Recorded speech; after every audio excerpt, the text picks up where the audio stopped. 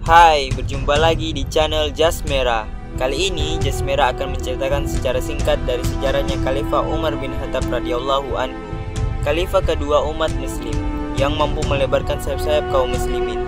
Doa Nabi yang Allah kabulkan dengan memasukkannya Umar bin Khattab ke dalam Islam. Namun sebelum lanjut, ayo klik subscribe dan tekan juga notifikasi loncengnya biar tidak ketinggalan video-video terbarunya, dan jangan lupa di like. Umar bin Khattab atau nama lengkapnya Umar bin Khattab bin Nufail bin Abdul Uzza bin Riya bin Abdullah bin Karb bin Raza bin Adi bin Ka'ab bin Lu'ay bin Galib.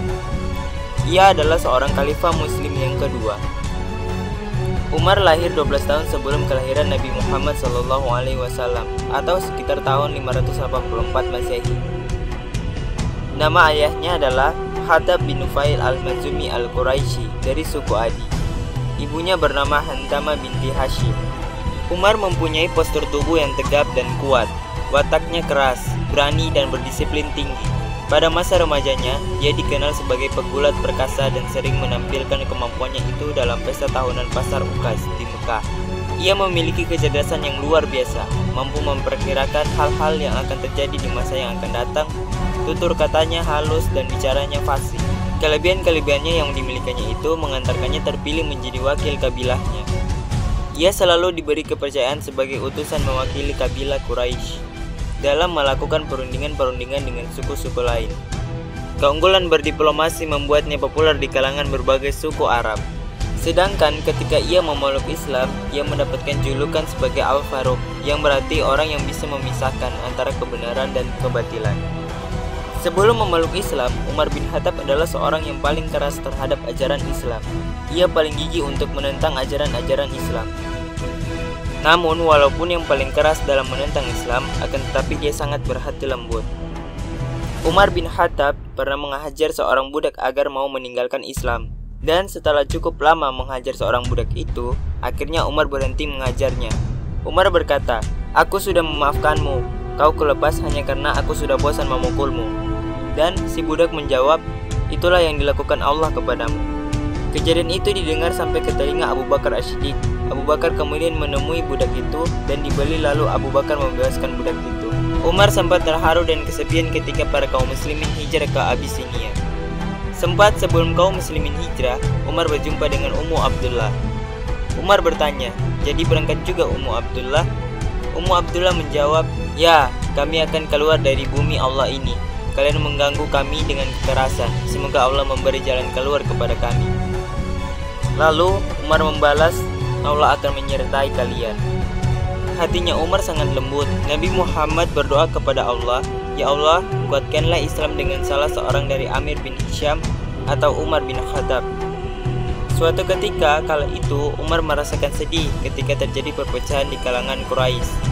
Akhirnya ia memutuskan untuk menghancurkan kepala dari ajaran Islam, yaitu Nabi Muhammad. Namun saat akan menuju rumah Arkam, Umar bertemu dengan seseorang.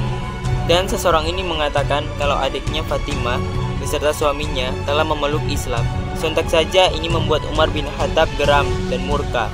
Ia pun langsung pergi menemui adiknya itu. Sebelum sampai di muka rumah adiknya, ia mendengar adiknya sedang belajar tentang Al-Quran. Umar pun langsung masuk dan langsung menampar adiknya, juga memukul suami sampai berdarah. Matanya pun tertuju pada selembar ayat. Ia pun mengambil lembaran itu. Namun adiknya menyuruh Umar untuk mandi terlebih dahulu untuk menggenggam lembaran suci itu. Umar kemudian mandi dan ia membaca ayat dari lembaran itu. Ia membaca Quran surah Toha. Umar sangat tersentuh dengan tiap kalimat yang ia baca, hingga akhirnya ia berkeinginan untuk menemui Nabi Muhammad. Umar yang tadi pergi untuk membunuh Nabi Muhammad, kini ia pergi untuk bertujuan masuk Islam. Dan ia pun masuk Islam di rumah Arkam. Dan belum sehari ia memeluk Islam, Umar langsung pergi ke pamannya Abu Jahal dengan mengatakan kalau ia telah memeluk Islam. Setelah itu, ia langsung pergi ke rumah-rumah pembesar Quraisy, menyatakan diri memeluk Islam. Berita ini pun meluas di kalangan Quraisy. Ketika Nabi Muhammad menyuruh seluruh umat muslim untuk berhijrah ke Madinah, seluruh umat muslim hijrah ke Madinah. Begitu pula Umar. Namun yang unik dari Umar adalah ketika para kaum muslimin hijrah bersembunyi-sembunyi di waktu malam, Umar malah hijrah di waktu orang-orang Quraisy sedang berkumpul. Bahkan Umar menentang mereka sebelum Umar pergi. Namun, tak ada satu orang pun yang menerima tantangan Umar. Umar diberi julukan sebagai Al-Faruq, yang artinya pembeda. Maksudnya, Allah telah memisahkan dalam dirinya antara yang hak dan yang batil. Hanya Umar yang begitu berani mengemukakan pemikiran-pemikiran dan pendapatnya di hadapan Nabi Muhammad SAW. Bahkan Umarlah yang mengusulkan azan untuk kaum muslimin dan penanggalan kalender Hijriah. Pada masa kekhalifahan Abu Bakar As-Siddiq, Umar bin Khattab selalu menjadi penasihat dan hakim untuk menangani masalah-masalah hukum yang timbul ketika itu. Kemampuan Umar dalam memecahkan berbagai problema hukum yang dihadapkan kepadanya meyakinkan Abu Bakar untuk mengangkatnya menjadi khalifah kelak. Pada masa Abu Bakar terjadi peperangan untuk menghilangkan Nabi palsu, Musailama al-Kadzab. Dalam peperangan ini banyak para sahabat penghafal Al-Quran gugur. Umar lalu menasihati agar Al-Quran dikumpulkan karena takut para penghafal Al-Quran akan habis. Awalnya Abu Bakar tidak setuju dengan usulan Umar bin Khattab, dikarenakan pada zaman Nabi tidak pernah dilakukan hal semacam ini. Namun karena desakan Umar, akhirnya permintaan Umar disetujui. Abu Bakar lalu mempercayakan tugas pengumpulan itu kepada Zaid bin Sabit. Setelah wafatnya Abu Bakar meminta Umar untuk menggantikannya sebagai khalifah, dan para sahabat yang lainnya setuju. Umar pun dibaiat menjadi khalifah pada tahun 13 Hijriah atau pada tahun 634 Masehi. Ketika Umar menjadi khalifah, Umar dikenal sangat adil dalam menjalankan pemerintahannya. Dia tidak membedakan antara tuan dan budak, kaya dan miskin, dan penguasa ataupun rakyat jelata. Semua mendapat perlakuan yang sama, yang salah dihukum dan yang benar dibelanya. Walaupun sudah menjadi khalifah, Umar berpakaian seperti biasa dan ia sangat takut untuk mengambil harta kaum muslimin. Prinsip kesederhanaan ini juga diterapkan ke keluarganya. Di bidang pemerintahan, langkah pertama yang dilakukan Umar sebagai khalifah adalah meneruskan kebijaksanaan yang telah ditempuh Abu Bakar As-Siddiq dalam perluasan wilayah Islam keluar semenanjung Arabia. Pada masanya terjadi ekspansi kekuasaan Islam secara besar-besaran yang berhasil diduduki seperti Suriah, Irak, Mesir, Palestina, dan Persia. Karena perluasan kekuasaan kaum muslimin yang begitu luas, Umar membagi wilayah Islam ke 8 provinsi. Kedelapan provinsi itu adalah Mekah, Madinah, Suriah, Jazirah, Kufah, Basrah, Mesir, dan Palestina. Umar juga melakukan pendaftaran seluruh kekayaan pejabat yang akan dilantik. Ini ditempuh untuk menghindari terjadinya penyalahgunaan wewenang dan tindakan korupsi. Umar adalah profil seorang pemimpin yang sukses.